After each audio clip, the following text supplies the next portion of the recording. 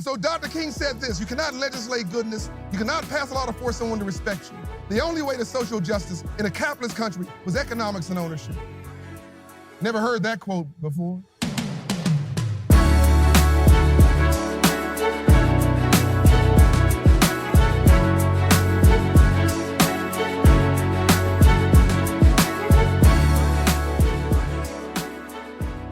Yo, what's up, y'all? Welcome back to Black Excellence Daily. I'm your host, Sean Croxton. Thank you so much for tuning in. We've got John Hope Bryant back on the show today. He's going to talk about a couple different topics, especially toward the end. However, what I want to highlight is his story that he tells about his choice to become an entrepreneur at the age of 10. And his encouragement and my encouragement to you, which is to expose young people to entrepreneurship early in life, because it makes a huge difference. I think the quote is, or the stat is, don't quote me on this, but 80% of millionaires are entrepreneurs. So if you want to be financially free, your odds go way up by starting your own business. There is an author, I might have talked about him before I get my two podcasts mixed up, but there's an author named Gene Landrum. And he writes these really good books profiling highly successful people, entrepreneurs, millionaires, billionaires, whatever. And one of the common denominators amongst almost all of them is they had an early exposure to entrepreneurship. Mom was an entrepreneur, or dad was an entrepreneur, or both, which taught these children, essentially just laid down tracks in their brain. It made impressions, created neural networks in the brain that says, hey, this is possible. I can write my own paycheck. I can have my own business. Like, understanding that this is a possibility is a really, really big deal. My dad was an entrepreneur. Monday through Friday, he worked at Macy's in San Francisco, but Saturday and Sunday, he worked at the Oakland Coliseum swap meet. And he would sell random stuff. Rambo knives, stun guns, butterfly knives, knockoff Gucci and Guess sweatshirts. And I got to watch it. I got to go out there with him. And so I'm like 6, 7, 8 years old watching my dad exchange goods for money, cash, and putting that big wad of cash in his back pocket. I'm like, oh my gosh, look at all that money. That's wild. And so those pathways got laid down in my brain to become eventually like a full-fledged entrepreneur. And I started early. I would go to the swap meet myself and sell comic books, what do you call those things? Baseball cards. Eventually, like, I used to collect cans around Alameda. I'd just walk around with a bag and collect cans and then take them in and get money. In college, I sold Tupac, bootleg Tupac CDs in the dorms. I would walk into the dorms with a box of Tupac CDs and walk out with a box of cash. You know, that was my entrepreneurship. I started a personal training business when I got out of college. And so those early experiences were so important. And more of our young people need to have these experiences so they know that they can be the captains of their own ship. They need these experiences with capitalism because that's the system that we live in. And so, again, I encourage you to, help out our young people, show them what's possible. John Hope Bryant's coming up. My mother said the man may set your salary, but you decide your income. So she would work from 8 or 7 to 3 or 4, and then she'd have a candy business, or she'd have a handicraft business, and she would sell candy at work, and she would earn extra money, and she couldn't afford to make me to buy me suits, so she'd make me suits. My mother put me in these crushed velvet 3-piece velour suits with a ruffle shirt and a big bow tie, and send me to school in Compton. I got my rear end whipped every single day. People figured that he must have some money. Why would he dress like this otherwise? I was so broke I couldn't pay attention. I was so poor I couldn't afford the OR. I was just PO, P-O. But when my mother did that, it caused me to walk differently. You know, you're wearing a suit, you walk differently. It caused me to talk differently, to think differently. And then I figured I had to have a briefcase. So I Had a briefcase. And then I decided I wanted to be a businessman. Didn't know what that was. I just saw my daddy meeting the payroll on the front door of our house. Then a banker came in my classroom, Brad, and taught me financial literacy. He happened to have on a blue suit, a white shirt, and a red tie. He happened to be Caucasian. You'll understand what that means in a minute. He gave me a couple sessions in financial literacy. I said, excuse me, sir, what do you do for a living? And how did you get rich legally? I mean, I was serious. Nobody in my neighborhood wore suits unless you were a detective, and it was a bad suit. There were no white people in my neighborhood. There were no business people in my neighborhood. Nobody had a salary in my neighborhood. Nobody had business cards in my neighborhood. And he told me this, I'm a banker and I finance entrepreneurs. I said, as God is my witness, I don't know what an entrepreneur is, but if you're financing them, I'm gonna be one. And the endorphins kicked on the right side of my brain. My entire life changed in that very moment. All of a sudden I knew, yes, I can, yes, I am, and what I'm gonna do. My identity project and my purpose project came together at 9 years old, and I went home thinking differently, behaving differently, acting differently. I had a purpose for that briefcase now for the first time in my life. I went to the corner liquor store, Mac's liquor store, remember him, Mr. Mac, and said, sir, we selling the wrong kind of candy. He said, go away, little boy, I got a college degree. I said, that's nice, I've got cavities.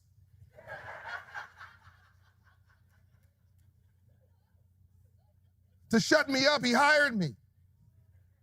He said, work the counter, you're a good salesman. I said, I don't want to work the counter. He said, it's the best job I got. I don't want that. What do you want? I want to be a box boy. He said, that's the worst job I have. That's the one I want. I wanted to go work in the box boy in the freezer so I could figure out what was selling and what wasn't, what was wholesale and what was retail, and where he was buying his product. And in 3 weeks, I quit. I went home. I asked my mother for $40. She denied me. Evil. And she told me life was tough.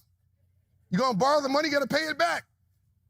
Loan it to me and charge me interest. $40, went to Iris Food Store in Smart and Final. Oddly enough, I'm on the board of a company that owns Smart and Final today. $40 investment. Brought it home to dinner at my house on the way to school. Make a long story short, made $300 a week. Put the liquor store out of the candy business. Found girls, lost the business, recurring theme in my life. But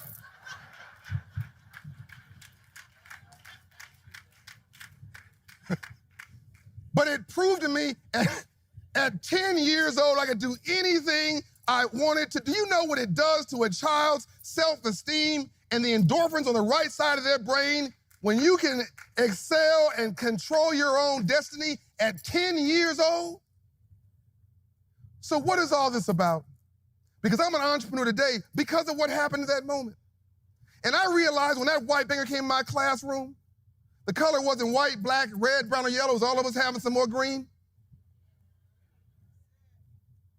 I realized that the issue was class and race, and if you deal with class, you get race for free. I realized that we had to unpack power and repack it with poor people in mind. I realized that the definition of doing the same thing over and over again and expecting a different outcome is insanity.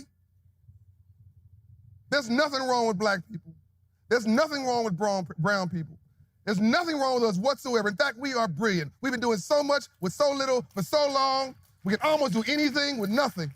Over it, around it, through it. We're going to get to it. We've redefined the definition of success as going from failure to failure without loss of enthusiasm. We take no for vitamins. But I also realized we never got the memo. There's a memo on free enterprise and capitalism. There's a memo on job creation. There's a memo on entrepreneurship. I had never heard the word entrepreneur a moment in my life before that banker told me that word. It wasn't something normal in my neighborhood. That's a sin.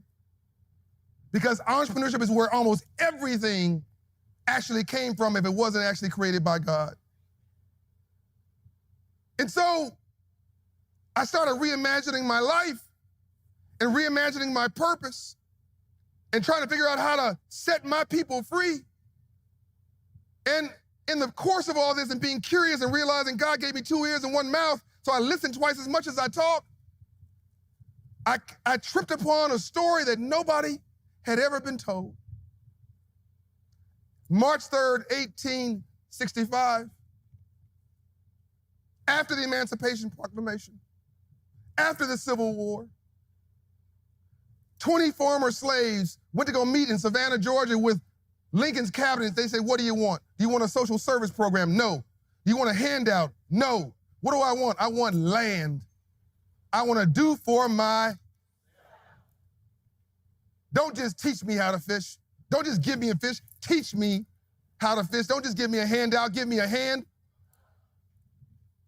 400,000 acres from North Carolina all the way to Miami, down the coast, 20 miles in. That was 40 acres and a mule.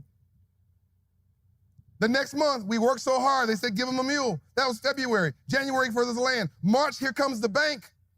When Lincoln signs in the law the Freedmen's Bureau Act, March 3rd, 1865, Roland Martin.